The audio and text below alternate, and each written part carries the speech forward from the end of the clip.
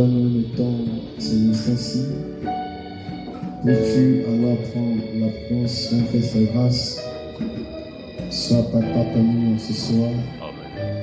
Bénis ta parole, Père, au nom de Jésus-Christ. Amen. Amen. Seigneur. Amen.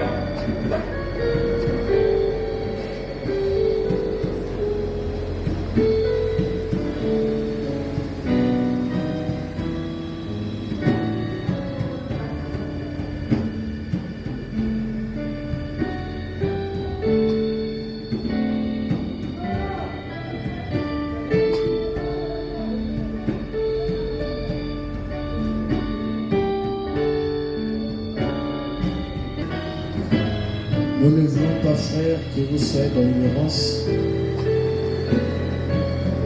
au sujet de ceux qui dorment, afin que vous ne vous affligez pas comme les autres qui n'ont pas d'expérience. Car si nous croyons que Jésus est mort et ressuscité et qu'il est ressuscité, croyons aussi que Dieu ramènera par Jésus avec lui ceux qui sont morts. Voici en effet ce que nous vous déclarons d'après la parole du Seigneur. Nous ne vivons rester pour l'avènement du Seigneur. Nous ne dévancerons pas ceux qui sont morts. Car le Seigneur lui-même a ainsi donné à la voix d'un archange et au son de la trompette de Dieu, descendra du ciel et les morts en Christ ressusciteront premièrement. Ensuite, nous les gens qui sont restés, nous serons tous ensemble enlevés avec eux sur les nuées à la croix du Seigneur au désert. Ainsi nous serons tous avec le Seigneur. Consolez-vous les uns les autres par ces paroles. Apocalypse chapitre 10.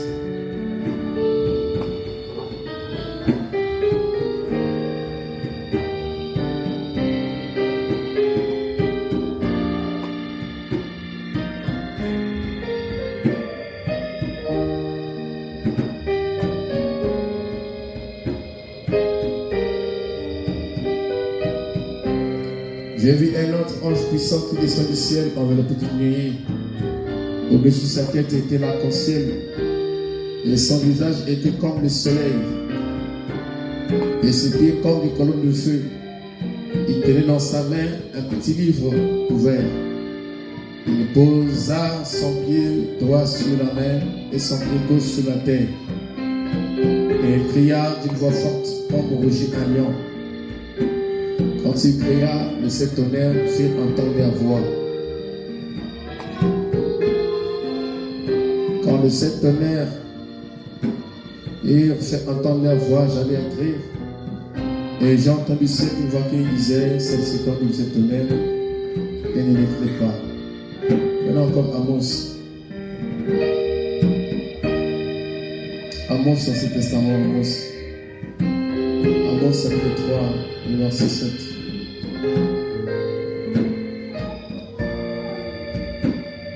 Amos 3, verset 7. Car le Seigneur, l'Éternel, ne fait rien sans avoir révélé son secret à ses serviteurs les prophètes.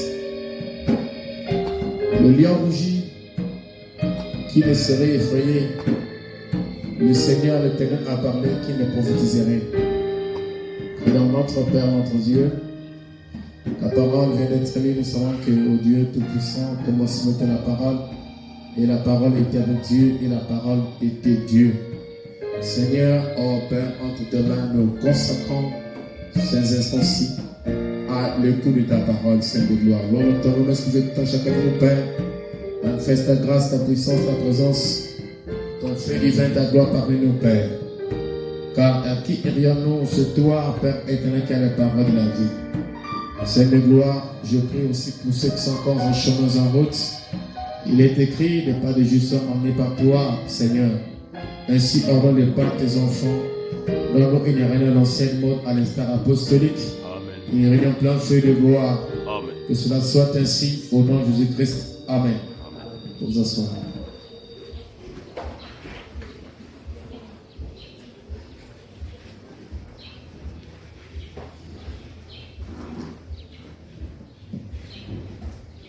Une fois de plus, que le Seigneur bénisse richement. Amen. Nous allons par la grâce de Dieu ici encore de continuer là où nous sommes arrêtés. Nous sommes en train de parler sur la seconde venue. Et plus précisément, nous sommes en train de voir le cri de commandement, différent de la venue physique du Seigneur Jésus-Christ. Donc nous sommes en train, n'est-ce pas, de placer, de montrer cette nuance qui existe entre le cri de commandement et la venue littérale du Seigneur Jésus-Christ. Comme cela est décrit dans 1 Thessaloniciens 4, que le Seigneur lui-même vient avec un signal donné. Avec un signal donné à la voix d'un archange, au son de la trompette, le Seigneur lui-même descendra du ciel, comme a dit l'apôtre Paul. Alors, nous sommes en train donc de voir ces trois choses qu'il fait pendant qu'il est en train de descendre, pendant qu'il descend. Comme a dit Frère Branham, que prenons d'abord le cri des commandements. Donc, c'est ce que nous sommes en train de voir. Et le cri des commandements, nous sommes en train de voir que c'est un message qui est proclamé en premier pour rassembler l'épouse, pour le réunir en vie dès l'enlèvement. Donc, c'est un messager qui sort avec un message approprié pour accorder aux gens ce qu'on appelle la foi de l'enlèvement. Et nous avons vu que c'est le message de William Marion Branham. Donc, nous avons vu que Pharaon nous a placés dans un plan comme étant comme lorsque le peuple d'Israël était sorti de l'Égypte là-bas. Dans le premier exode, comment ce que pour l'attente du Messie, qu'ils avaient tant attendu promis depuis au temps de la jeunesse, et au temps d'Abraham, ainsi de suite, qu'ils ont attendu, mais Frère nous montre les plans que, avant de recevoir le Messie, ils devaient d'abord quitter l'Égypte et venir dans leur patrie, parce que Jésus n'allait pas venir en Égypte, mais le Messie dans sa première venue allait venir pour ceux qui étaient sur la terre de Palestine. Amen. Donc la résurrection autre devait se passer là-bas en Palestine. Donc voilà pourquoi, quand même les prophètes meurent en Égypte, Jacob et Joseph, ils demandent à ceux qui étaient avec eux, donc le peuple d'Israël, d'amener leur corps dans la terre de Canaan, de ne pas les enterrer là en Égypte, parce qu'ils savaient que le Messie allait venir et ça ne devait pas être en Égypte, mais il devait venir là-bas dans la terre de Canaan, et c'est là-bas qu'il devait avoir la résurrection. Amen. Et donc ça montre que pour l'Église, donc l'épouse, c'est la même chose. Donc on devait quitter l'Égypte là-bas. Voilà pourquoi nous avons vu Moïse. Nous avons placé Josué, et aussi Josué qui est en train de placer les enfants d'Israël dans la terre promise en vue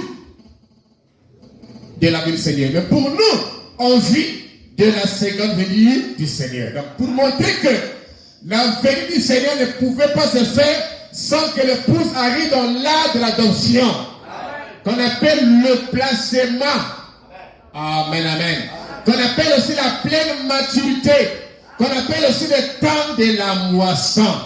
Alléluia! Amen. Quand les semences deviennent mûres.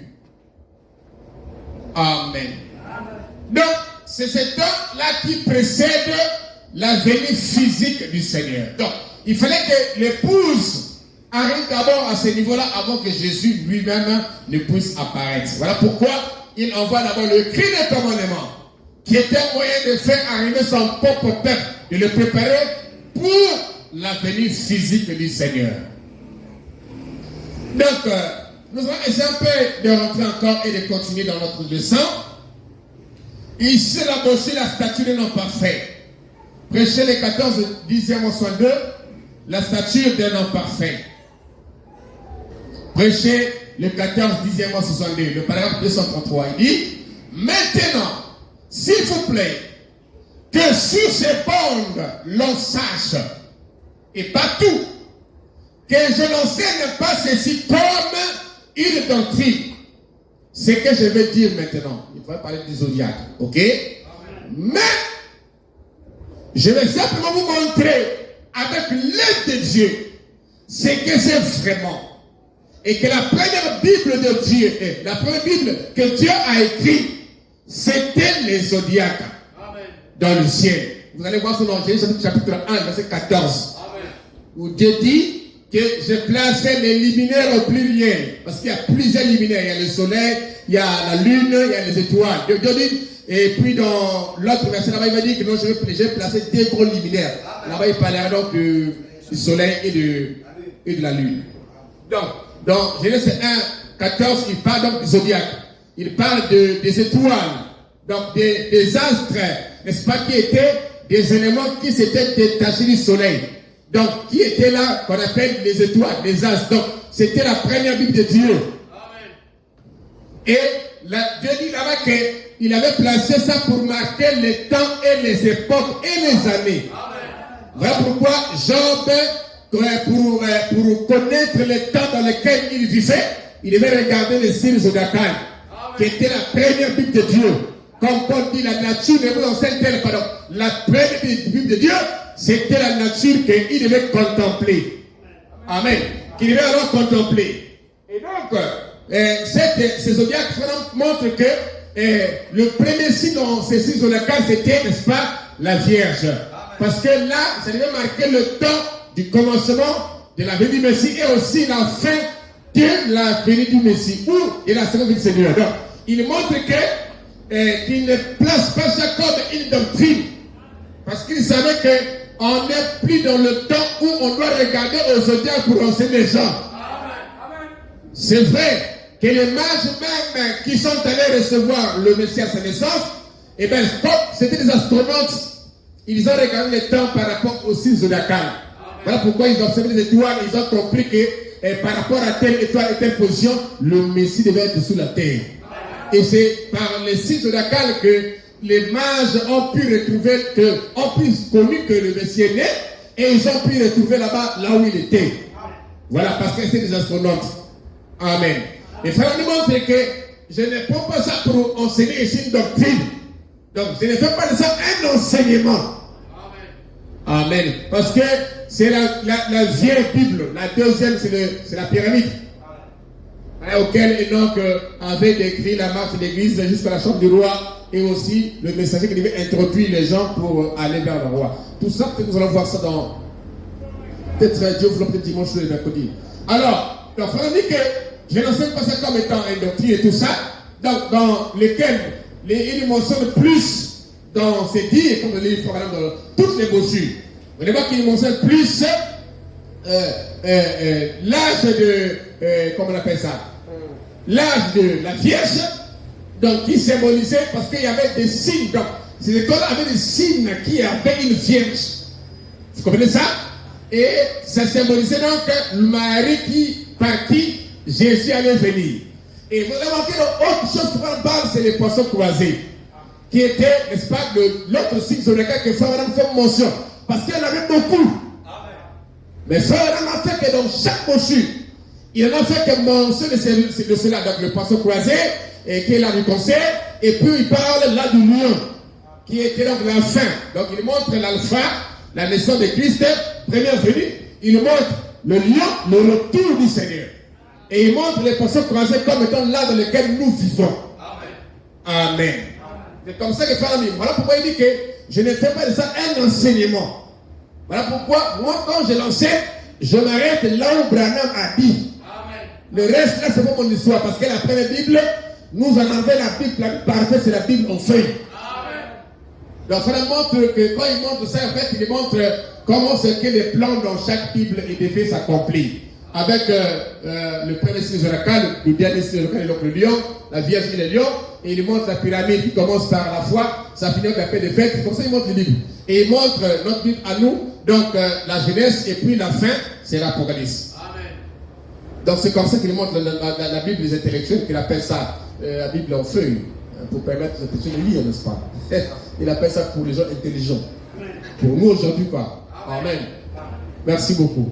Est-ce qu'on peut continuer si on passe ou je passe là rapidement? Donc il dit Cela commence par une vierge. Cela se termine par le léo, le lion. Il dit, et quand j'arriverai à ce 6e et ce 7e saut, vous verrez ce qu'il en est. Quand cet autre saut s'y ouvert, les signes du zodiaque de cet endroit, c'était les conseils. Amen. Vous devez bien retenir ça. Je suis en train de vous enseigner maintenant.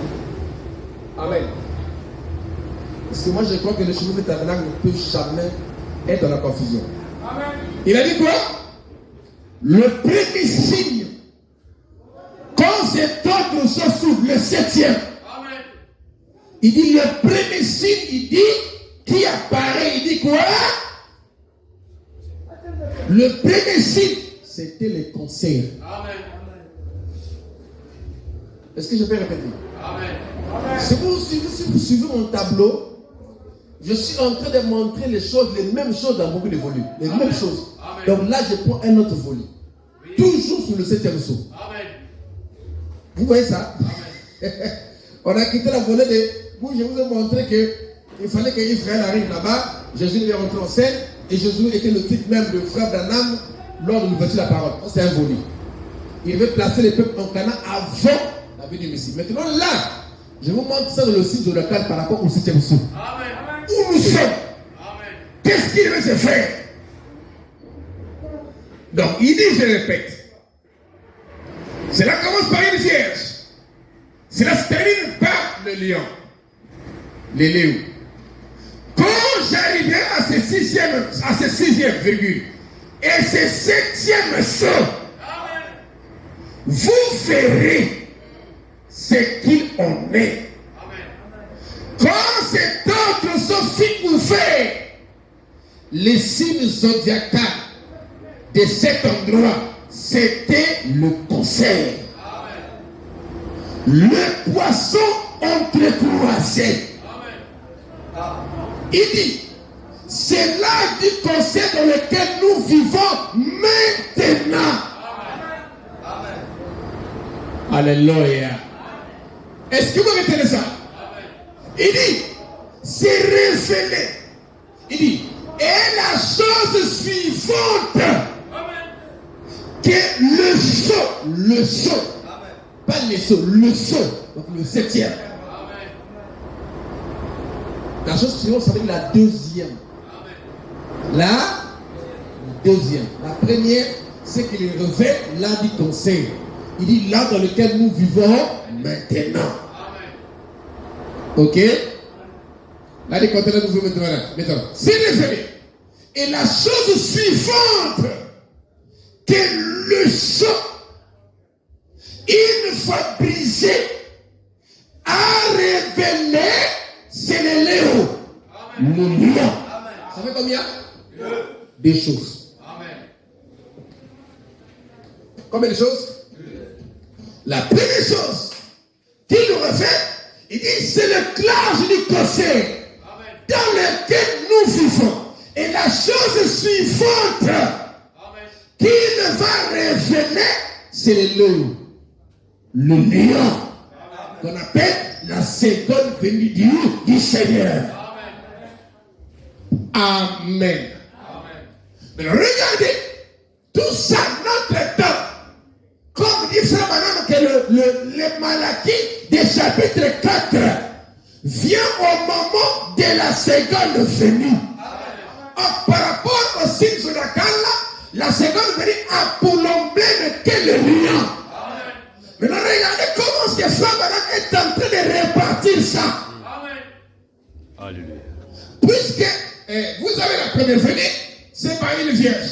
Vous avez Jean-Baptiste qui prépare. Nous l'avons vu au début. Voilà pourquoi j'ai toujours plus me suivre. Nous l'avons vu au début que Jean-Baptiste qui a préparé était bel et bien dans la première venue. Amen. Et nous avons lu Frère Branham dire que Malachie chapitre 4 rentre en scène au moment de la seconde venue. Amen. Pourquoi? Parce que la seconde venue était un saut.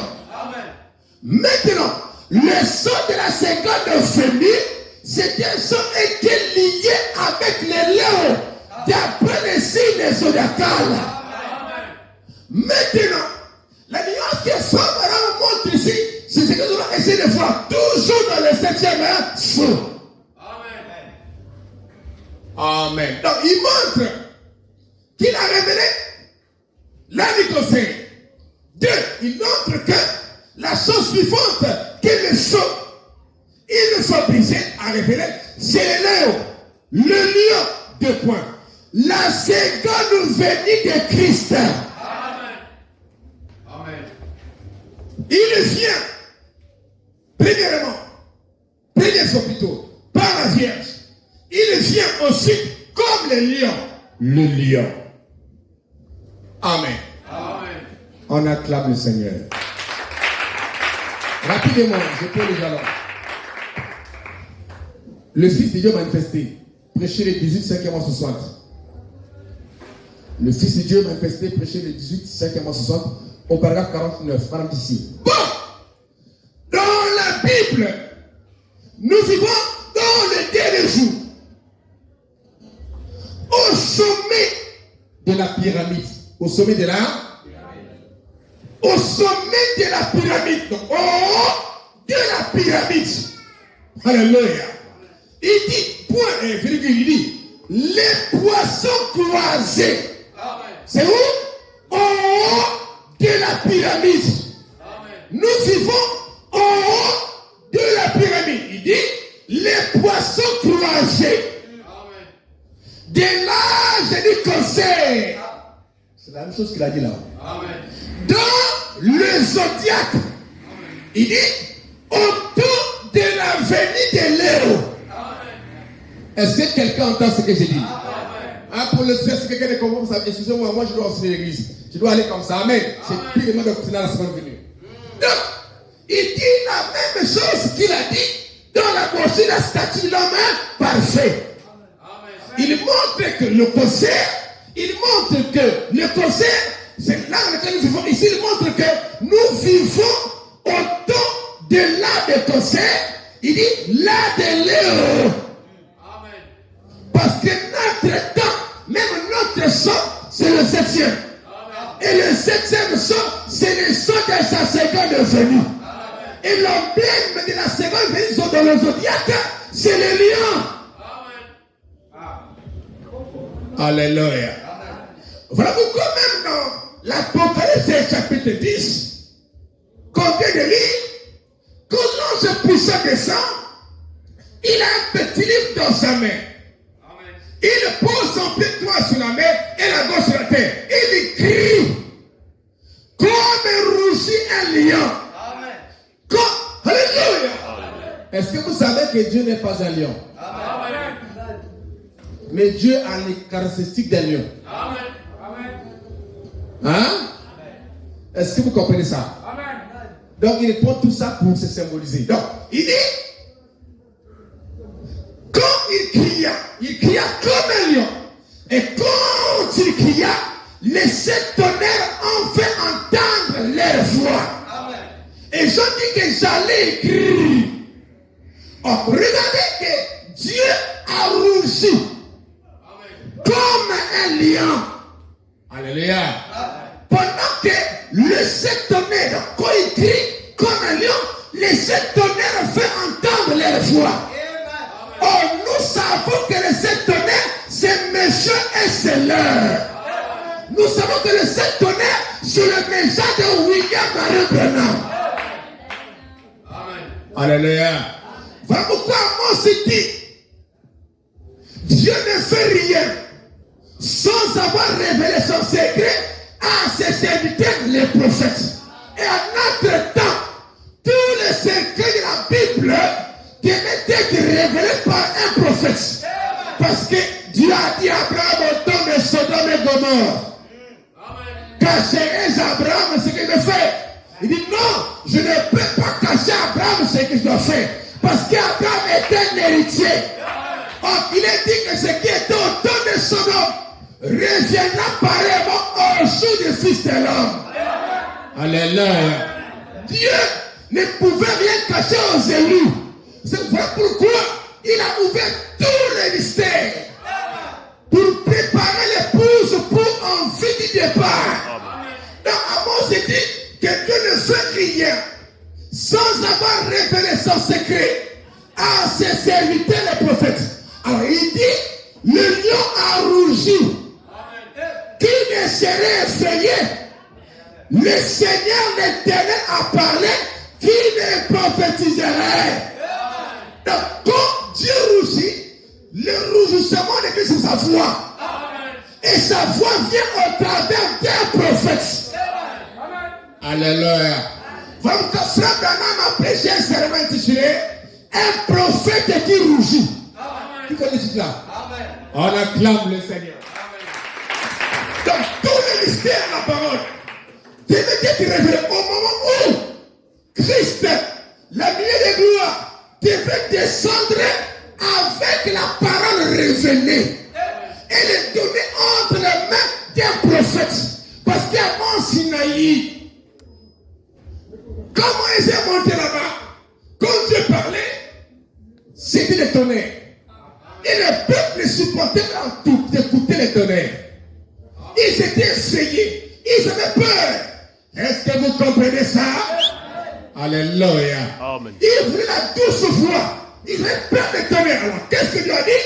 Cette fois-ci, quand je voudrais leur parler, je ne parlerai plus jamais directement comme ça. Mais je choisirai un homme et j'entrerai dans cet homme pour leur parler. C'est Deutéronome 18.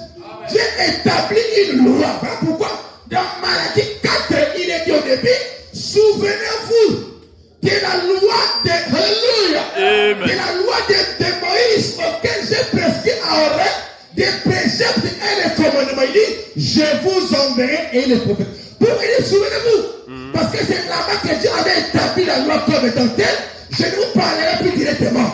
Mais je prendrai un homme pour vous parler. Amen. Alléluia. Amen. Voilà pourquoi si le jour aujourd'hui cesse les tonnerres en l'air, ils ne trouveront pas ça. Alléluia. Frère Branham me dit, les tonnerres n'ont pas fait entendre leur voix dans le ciel. Les tonnerres ont fait entendre leur voix sur la terre. Or, faire entendre une voix sur la terre ne peut qu'être au travers des prophètes. Il n'y a pas un autre moyen de Dieu de faire entendre une voix sur la terre en dehors des prophètes. Voilà pourquoi il dit, au moment de cette venue-là, le 7e ange est sur la terre. Est-ce qu'on peut continuer ici? Bon, dans la Bible, nous vivons dans les derniers jours, au sommet de la pyramide.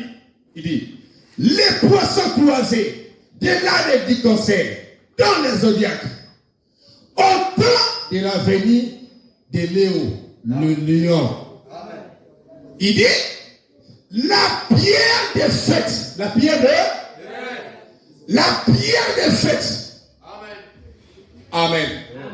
Au temps de Léo, de Léon, la pierre, le lion, la pierre de la pierre des fêtes. Écoutez, au temps de la manifestation des fils de Dieu. Donc, tout ça se passe dans le même temps. La manifestation des fils de Dieu en même temps. La pierre des fêtes en même temps. La venue physique en même temps. Pourquoi? Parce que c'est la même chose.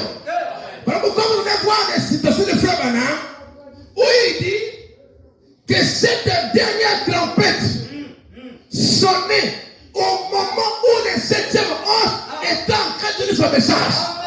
Et ces choses-là ont pris beaucoup de jours. Vous voyez ça? Parce que la dernière trompette du 7e ange est un messager de la dernière trompette. Alléluia. Se trouve dans le 7e jour. Nous serons changés en un clin d'œil à la dernière trompette. Se trouve aussi dans le 7e jour. Alléluia. Mais quand on rentre dans les plans, ça devient une histoire de séquences, de périodes. Parce qu'il y a même la manifestation des fils de Dieu en ces temps-là. autant du lion. Or, la manifestation des fils de Dieu ne pouvait que se faire une fois qu'ils ont avalé les livres ouverts qui étaient entre les mains de l'ange. Mais en réalité, qui n'étaient plus entre les mains de l'ange, mais qui étaient voilés dans une chair humaine. Appelé William Marion. Et aujourd'hui, ces paroles doivent se voiler dans un pasteur. Sinon, ils ne sont pas des prédicateurs.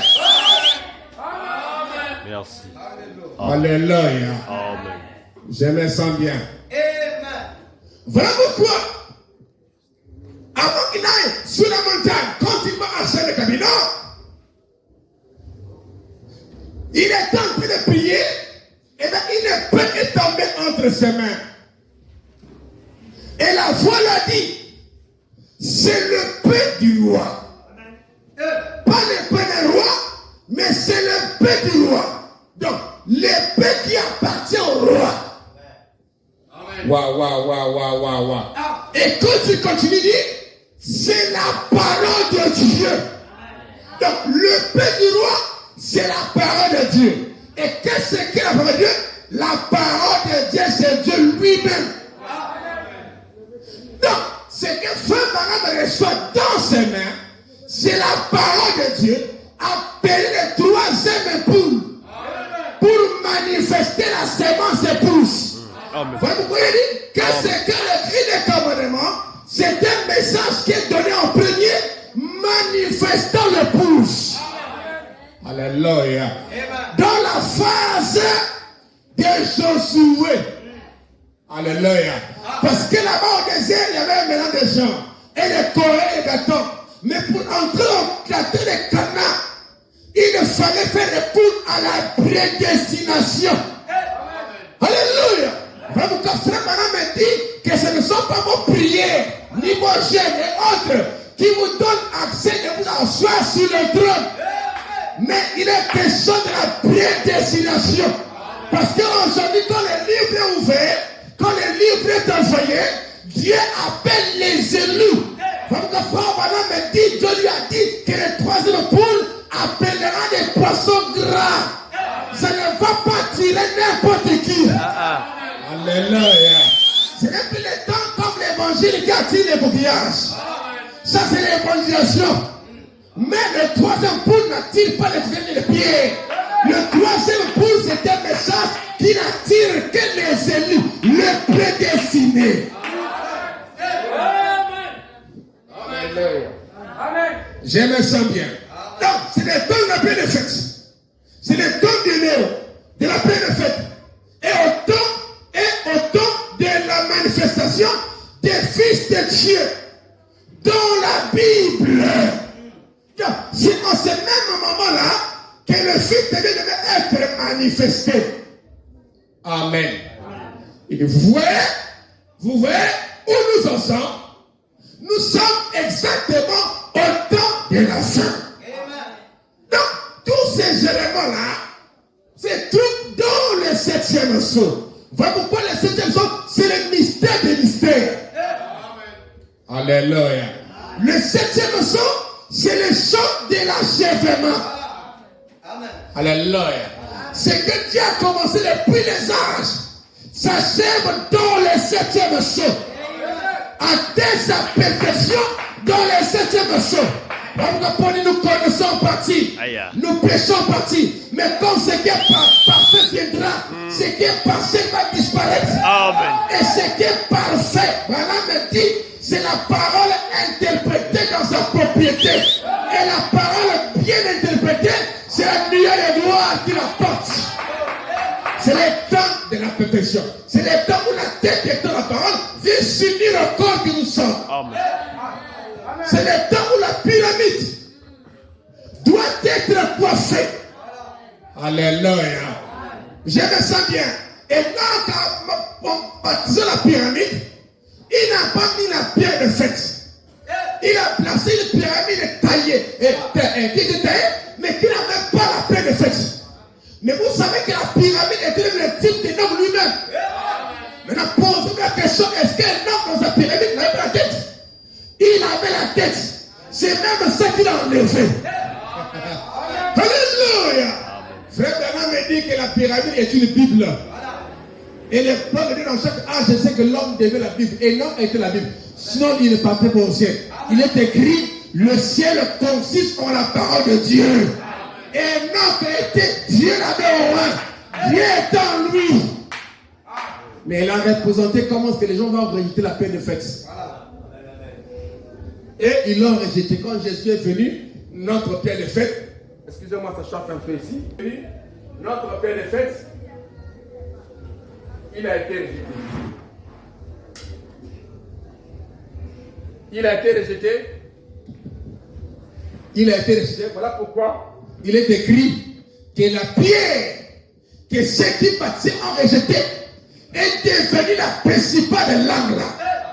Ce qui était la pierre de fondement est devenue la pierre de fête au temps de la fin. Maintenant, au temps de la fin, comme c'est la perfection, comme c'est le retour du livre perdu par Adam, la pierre de fête ne va pas être rejetée. Parce qu'elle ne vient que pour les élus. Parce que la pierre de fête crie, alléluia, descend par les acclamations. Parce que là, il est question de ce que Job avait vu, ou que Dieu avait montré à Job. Où étais-tu quand je posais le fondement de la terre et quand le Fils de Dieu poussait le cri de joie? C'est la prédestination. Alléluia. Il ne vient pas pour les incrédules. Il vient pour les prédestinés. Amen. Voilà pourquoi on n'attend pas que tout le monde comprenne ce tonnerre. Ça reste un mystère pour eux. Amen. Nous sommes au tour de la fin. C'est au tour de la fin. Ici, la prochaine l'enlèvement, rapidement. L'enlèvement 141. L'enlèvement brochure 141. Prenez ceci. Il a ordonné que ces choses soient. Et maintenant, il doit envoyer ceci. La première chose qui arrive, lorsqu'il commence à descendre du ciel, est un cri de commandement. Qui est cet homme? C'est un message pour rassembler les gens. Vous savez quoi? Pour rassembler les gens. C'est un message de rassemblement. Or, il ne peut pas y avoir rassemblement sans un tabernacle de rassemblement. Et le tabernacle de rassemblement dans le temps a toujours été un prédicateur. Alléluia. Frère Branham avec son message du troisième boule, de l'ouverture de la parole, des sceaux, il prêche ça pour attirer les élus, les âmes prédestinées à se rassembler dans l'unité avec Jésus-Christ, afin d'avoir la foi de l'enlèvement. Amen. C'est un message pour rassembler les gens. Pour rassembler les gens. Amen. Un message. Et pour clamer premièrement, eh bien, c'est le temps de la préparation des lampes. C'est quoi? Le temps de la préparation des lampes. Et les lampes symbolisent l'homme. Donc c'est le temps de l'homme entend un message qui l'amène à se préparer. Mais pourquoi? Parce qu'il y a un autre événement qui est en train de venir là-bas. Et celui qui précède en premier te prépare.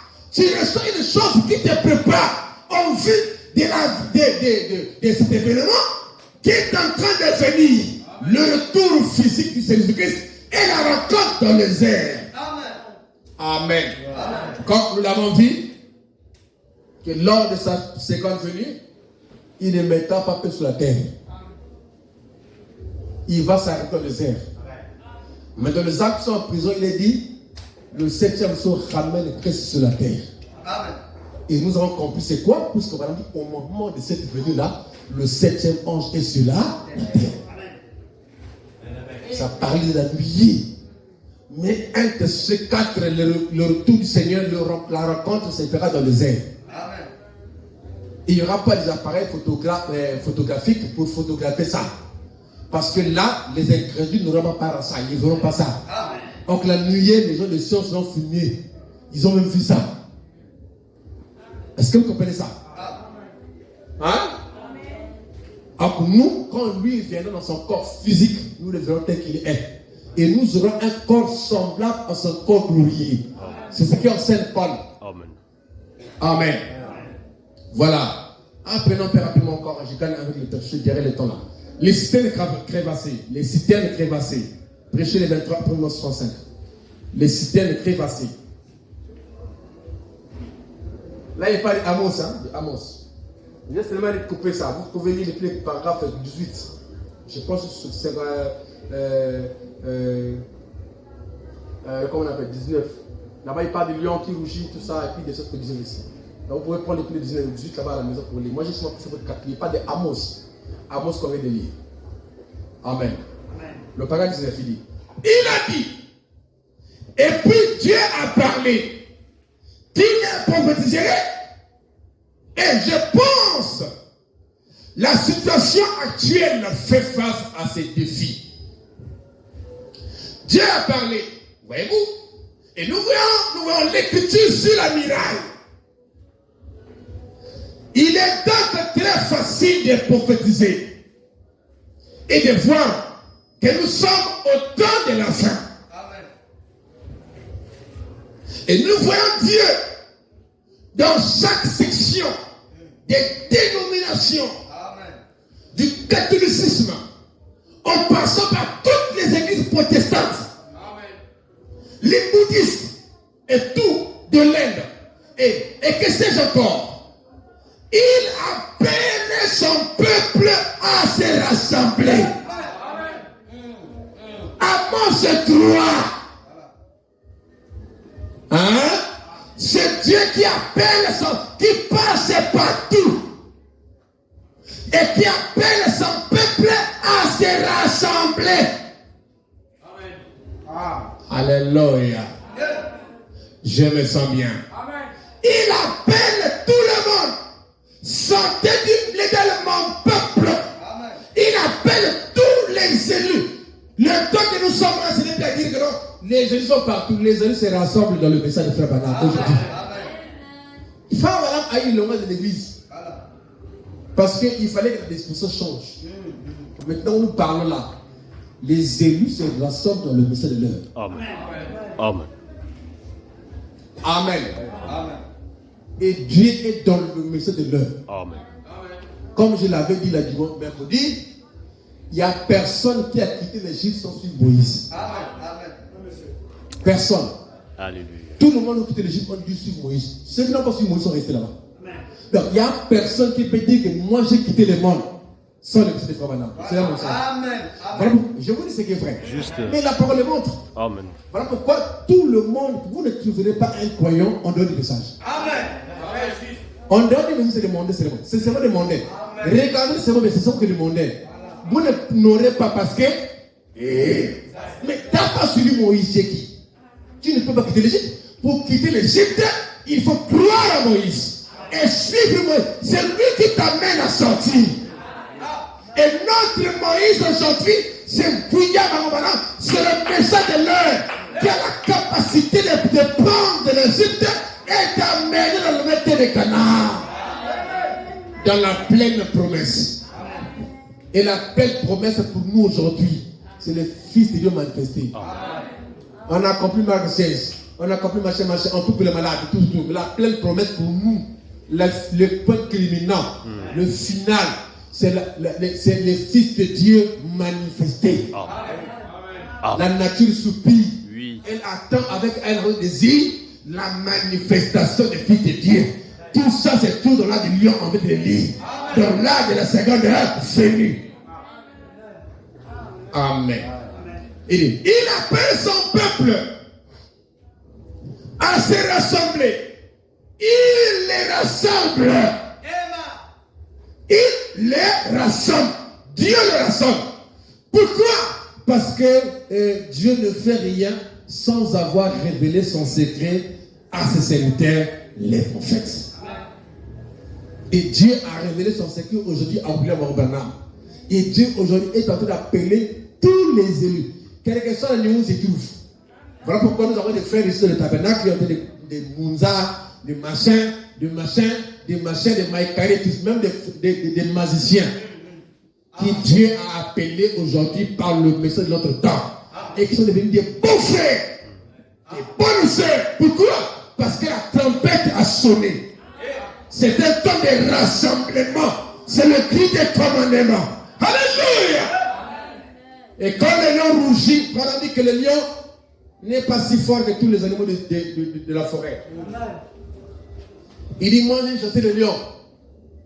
Il dit, ne prenez pas les lions de cage qui sont dans les cages. Là. Il dit, et il miaule. Il miaule. Hein, comment on appelle ça en français là? Il y a un mot là. Il miaule. Hein? Miauler, voilà. Voilà, dit que non, ça ce n'est pas des purs lions. Même quand on tourne, il veille. Il va en forêt. Qu'un lion rougit. Frère, quand il rougit, moi je l'ai chassé en forêt, je connais. Quand il rougit, tous les animaux s'agitent et ils restent tranquilles. Frère, et pourtant lui il n'est pas le plus fort que le monde. Mais il dit que les animaux là ont reconnu en lui le roi. Donc même si il est épouvantable, parfois on met derrière, mais quand il rougit, sa puissance est dans le rougissement. Quand il rougit simplement, tous les rayons se taisent. Voilà pourquoi dans Apocalypse dit que Dieu a rougi comme un lion. Ah, tant qu'un petit démon là. On a le son, c'est quel son-ci? Dieu a rougi. Oui. Oh. Tous les bétails des champs doivent se taire. Oui. Ils doivent trembler. Mais madame la lion ne tremble pas. C'est le mari qui a rougi. Elle est dans la symphonie avec son mari. Oui. Mais le reste tout autour la tremble. Elle ne tremble pas. Frère Madame me dit, parce que c'est le roi de la forêt. Voilà pourquoi j'ai dit que notre Dieu n'est pas un lion. Mais il est comme. Parce que les lions, ils ont un lion comme ça au bétail. Vraiment pas. Mais Dieu, il n'y a rien. Rien ne peut le frapper. Le lion, même quand il rougit, il y a un truc qui peut le frapper. Par exemple, il dit. Mais Dieu prend les caractéristiques du lion. Le rougissement, mais il n'est pas vraiment le lion. Parce que lui, quand il parle, il a parlé. Même l'enfer tremble. Et personne ne peut se lever, sinon il va être écrasé. Amen. Mais quand les lions rougissent, c'est vraiment, même les hippopotames là, soit là, s'il peut se fâcher là, s'il y a un peu de courage là, c'est parce qu'ils ont reconnu en nous le roi. C'est aussi se fâche là, il va les déchirer. Elle est colienne. Alléluia. Mais c'est sa force, c'est son cri, le cri, et nous disons que le cri du roi est dans les camps. Amen. Hein? Par la voix de cette tonnerre. Le cri du roi est dans les camps. L'enfer doit trembler. Le diable doit trembler. Tout doit trembler. Il appelle son peuple à se rassembler. Il les rassemble. Je suis vraiment heureux de cela. De voir arriver ce jour. Quel jour? Le jour où Dieu est en train de rassembler son peuple.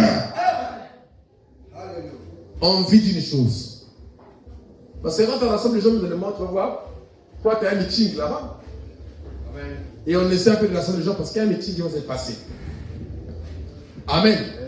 On rassemble les gens quand il y a un événement. Dès que nous, Dieu nous a rassemblés, c'est parce qu'il y a la pérégation, n'est-ce pas? On va toujours avoir un événement qui peut faire que les gens puissent se rassembler. On vit d'une chose. Amen.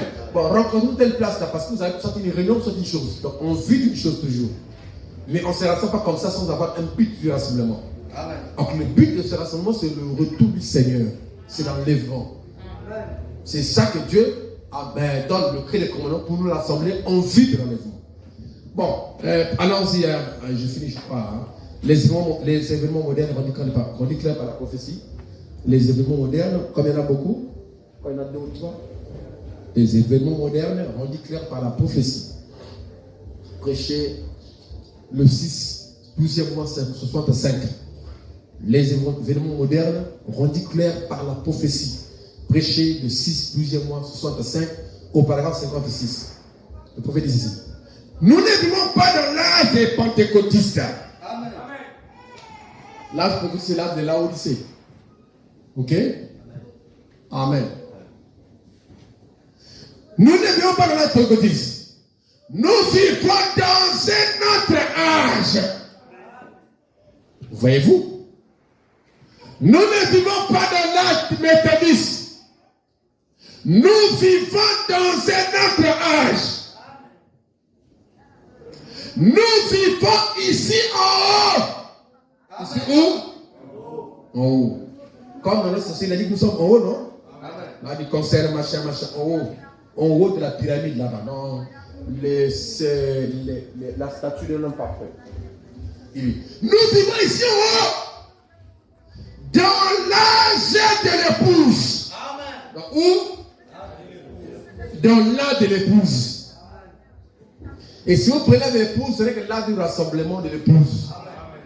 Avec les cris des commandements. C'est au sommet. Nous vivons ici en haut, dans l'âge de l'épouse. Où l'église est appelée. Est appelée à sortir. Voilà pourquoi il est là-bas dans le. Comment on appelle ça? Les systèmes crévassés. Il dit qu'il n'est pas au travers des catéchismes, des machins, en train d'appeler son peuple. Maintenant, ici, il dit nous voit ici en haut, dans l'art de l'épouse, où l'église est appelée à sortir. Amen. Et à se rassembler. À faire quoi? À se rassembler. Qu'est-ce que l'écrit du commandement?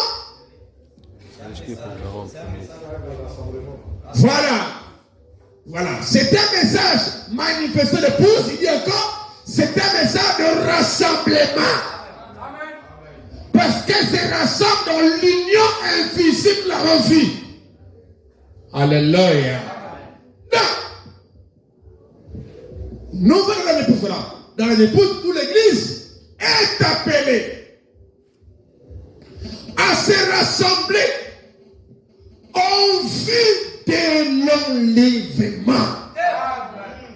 Donc, le cri des commandements, c'est un rassemblement en vue de l'enlèvement. C'est un temps de préparation. C'est un temps de manifestation. C'est un temps où Dieu et l'homme deviennent un.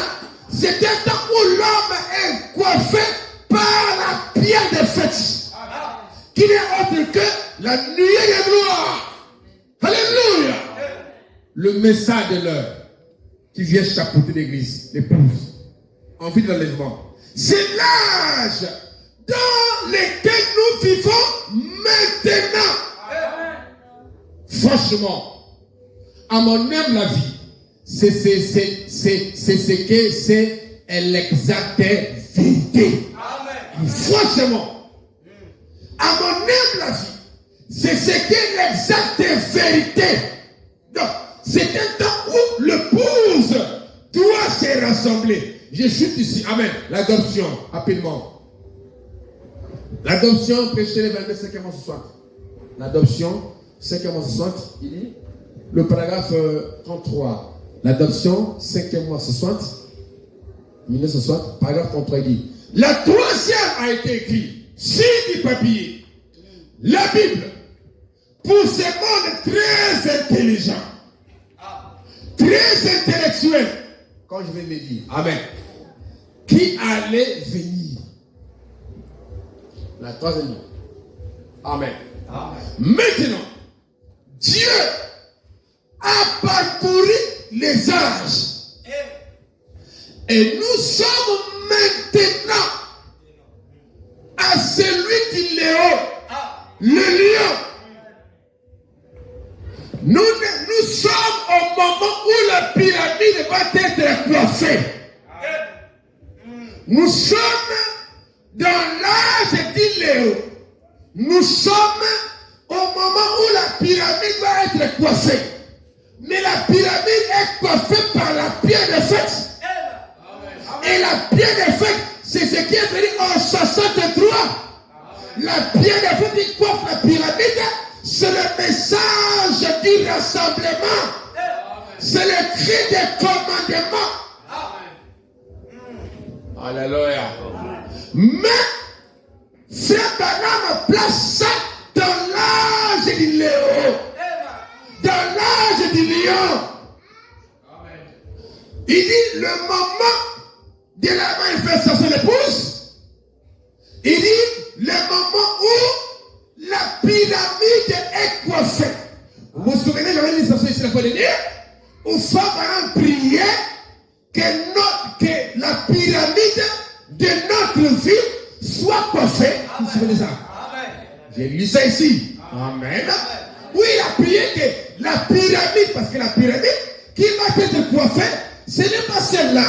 C'est juste un symbole. Alléluia. Et c'est celle-là que l'homme a érigé, sur lequel il n'avait jamais eu de perfection. Pas de perfection. Alléluia. Mais déjà, cette pyramide que l'homme avait érigée, quand il y a levé du soleil, il ne produit pas d'ombre quelque part. Voilà pourquoi dans la vraie pyramide que nous sommes, quand Christ le soleil se lève, il n'y a pas d'ombre autour de notre vie. C'est la perfection. Ça, madame, quelle que soit la position du soleil, que ça soit à son lever, que ce soit au coucher, cette pyramide ne produit pas l'ombre tout autour. Parce que, pourquoi? Parce qu'elle est placée au centre de la terre. C'est pour cette raison que nous ne pouvons produire l'ombre autour de nous parce que nous sommes placés au centre de la parole. Amen. Alléluia. On est carrément plongé au-dedans. On n'est pas à bord ici, à bord. On est carrément en plein dans la parole. Alléluia. Et quand Christ se lève et ton oncle du soleil, il n'y a pas d'ombre. Voilà pourquoi Paul dit dans la brochure, c'est le soleil qui l'a dit, si l'Esprit de Dieu qui a reçu ce qui sont devant habite en vous, il rendra aussi la vie à votre corps mortel par son Esprit qui habite en vous. C'est le mystère du lever du soleil. Alléluia. Qui vient carrément pour venir manifester l'épouse. Vous manifestez. Quand on va tout autour de vous, il n'y a plus d'ombre. Il n'y a pas des à peu près. Mais cette pyramide, comme je l'ai dit, érigée par Enoch, n'avait jamais réchappé le fait. N'avait jamais été coiffée. Mais la pyramide d'Enoch et le type de l'épouse avait été coiffée. Dieu, alléluia. Dieu était dans son cœur. Et ça, c'était resté un chemin pour ceux qui le jettent. Amen. Aujourd'hui, c'est là où nous sommes. Nous sommes maintenant à celui du Léo, le lion. Nous sommes au moment où la pyramide va être coiffée. Donc quand je parle de coiffée, c'est la pierre de feu qui est l'amour qui descend sur elle. Amen. Ah, regardez, laisse-moi me ramener à une station que j'ai. Il y a une station que j'ai laissée au milieu, peut-être au cours. Je vais revenir ça par rapport à ça. Amen. Donc, cette pyramide, quand elle est coiffée, c'est la perfection. Vous voyez, comment c'est mon triangle, n'est-ce pas? Maintenant, en haut, vous avez ce qu'on appelle là-bas l'amour, la pierre de fête. Quand ça descend sur cette partie-ci, quand ça s'unit, on appelle ça la pyramide coiffée. Dans laquelle la pierre de fête, c'est lié. C'est Dieu. Amen. Est-ce que c'est bon? Nous sommes, la pyramide va être là, nous sommes au livre de l'Apocalypse, au dernier chapitre. Amen. Au dernier chapitre, c'est là où que Jean, quand l'ange a révélé la parole, il a voulu l'adorer. L'ange a dit, on n'adore pas juste, c'était comme les autres. C'était Élie, non? Dernier chapitre. Au dernier chapitre, là où Jean a cherché à adorer Élie, c'est là-bas aussi qu'on dit que non, Jésus vient bientôt. Toujours au dernier chapitre. Amen. Mais nous savons qu'au dernier chapitre, c'est là aussi normalement que Christ vient chapeauter, finir avec la Bible. Amen. Et madame dit que non, par rapport à la Bible des zodiaques, nous sommes autour du lion, du Léo. Par rapport à la pyramide, nous sommes autour de la paix des fêtes. Nous allons venir passer. Par rapport à la Bible en feuille, nous sommes dans le 22e chapitre d'Apocalypse. Donc à la fin du livre d'Apocalypse. C'est ce qu'il montre par rapport à ces trois Bibles-là. Moi je m'arrête là. Je ne vais pas dans la théologie, l'internet, tout ça. Je m'arrête là, dans les arrêtés. Je vous donne ça comme ça. Point barre. On acclame le Seigneur. Il dit, voilà, nous sommes au dernier chapitre. La science déclare que nous sommes à minuit moins 3. La science déclare que nous sommes à minuit moins 3. Donc minuit moins 3, c'est combien? C'est 23h57. Prophétiquement, bien sûr. Amen. C'est à ce temps-là que Israël est en train de repartir dans leur patrie. Donc Jésus avait dit quel serait le signe de sa venue quand vous verrez les figuiers bourgeonner. Les figuiers, c'est Israël. Alors ils ont dit minuit moins 3. Pourquoi? Parce qu'à minuit, les cris des minuit devaient se faire entendre. Et là, nous ne sommes plus dans minuit moins 3. Nous sommes plus avancés. On arrivera là, à l'heure de l'enlèvement. On acclame le Seigneur. Rapidement, je vais vous dire en haut. Continue. 19h08. Je crois que j'ai laissé un truc en route. Voilà, c'est la statue d'un parfait. Oui, c'était ici. Oh, j'ai commencé par ici. Voilà, je me suis arrêté en route. Voilà, j'étais là. Voilà. Paragraphe 233, quand on avait commencé à lire, voilà, j'étais où là, donc je récapitule justement pour gagner du temps. C'est comme par une vierge. Cela se termine par les lions. Quand j'arriverai à ce 6e et ce 7e saut, vous verrez ce qu'il en est.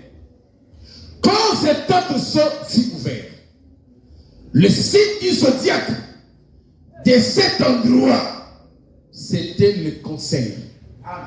Le poisson entrecroisé. C'est l'âge du conseil dans lequel nous vivons maintenant. C'est révélé. Amen.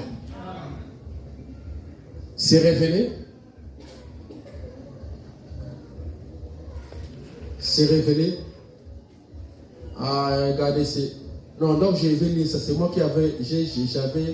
J'avais pris juste la partie que j'allais lire, j'avais l'autre partie là.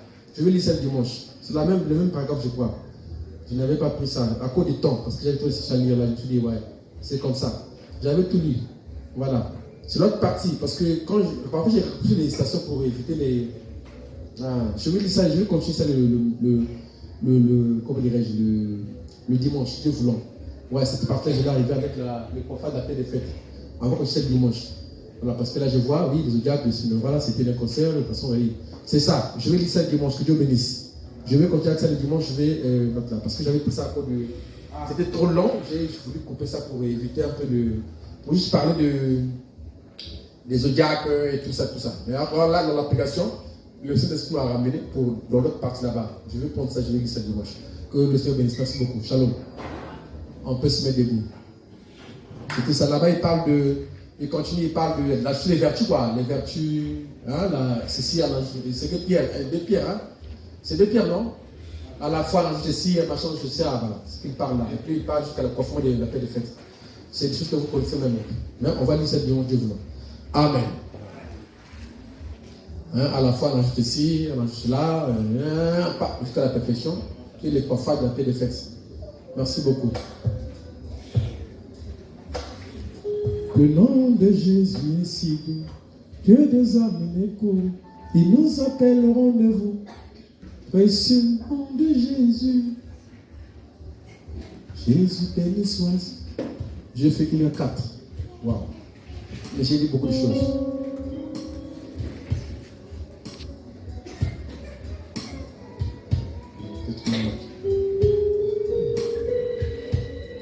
Le nom de Jésus.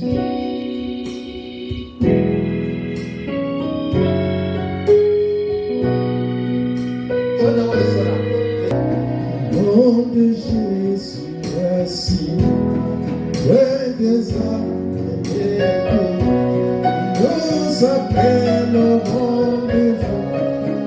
Ce nom de Jésus, béni soit Jésus.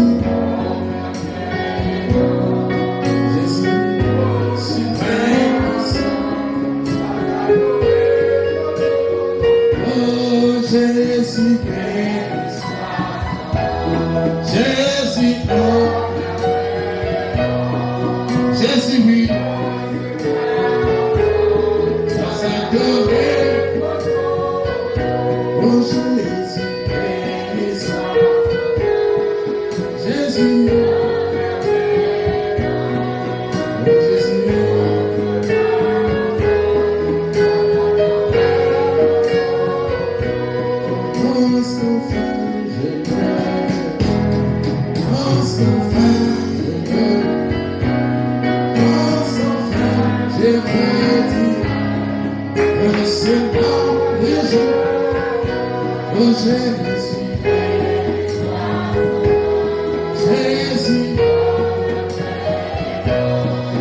Jésus, nous prions ensemble.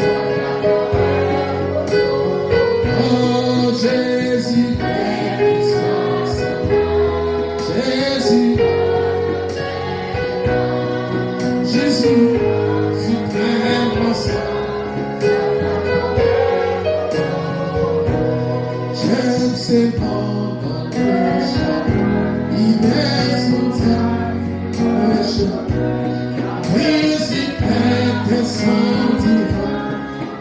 C'est le nom de Jésus, oh Jésus, Jésus, Jésus, mon super, oh Jésus, Jésus,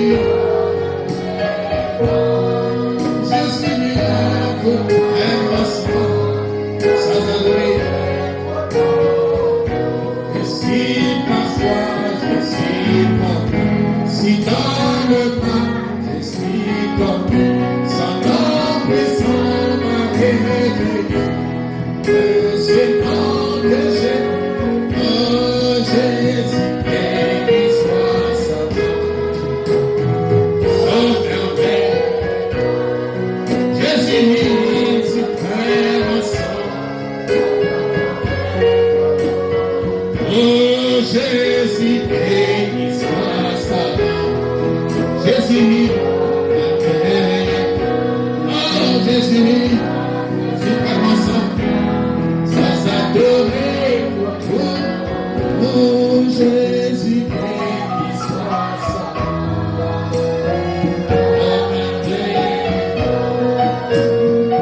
oh suprême ensemble,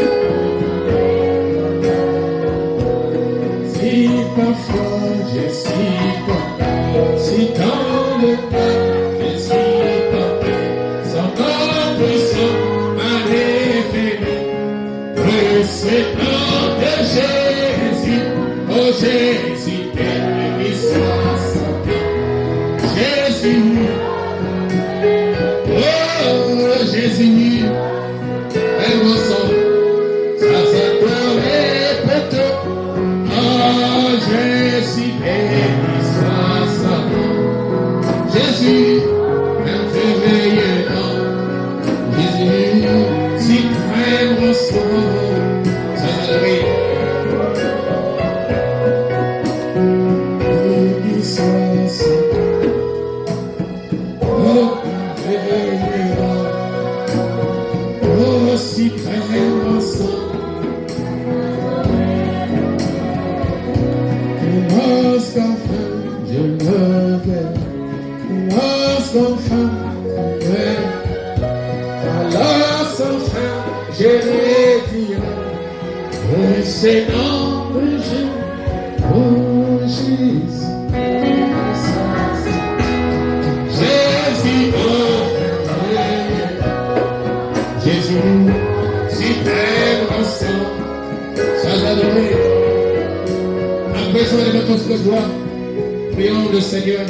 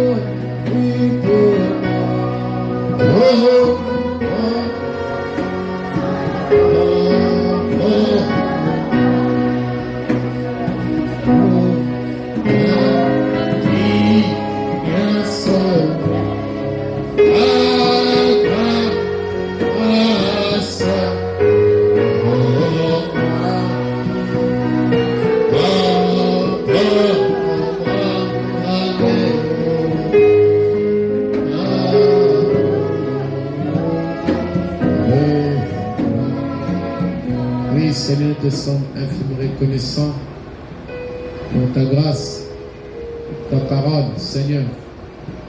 Oh Dieu Tout-Puissant, nous nous avons fortifié ce soir, Seigneur Jésus-Christ. Bénis chaque âme présente. Bénis les absents, Seigneur. Bénis les dignes offrandes. Bénis nos maisons respectives, Père éternel. Ainsi va avec chacun de nous, Père éternel. Manifeste-toi comme puissant dans nos vies. Oh, laisse que nous soyons des pyramides au centre de la terre, Sainte de gloire, qui ne mettra aucune ombre au Seigneur, mais que la perfection puisse jaillir dans chaque vie. De grâce, Père, que tu fasses grâce. Que l'honneur et la gloire puissent te revenir. Au nom de Jésus-Christ. Amen.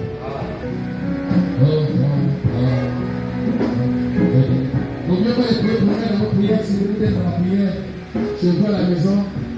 Et dis non aussi quand la personne sera ici pour prier pour elle. Hein.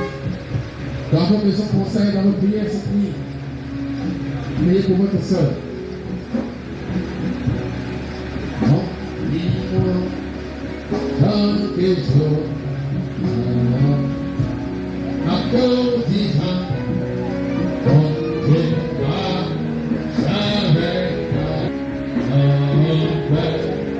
Yes.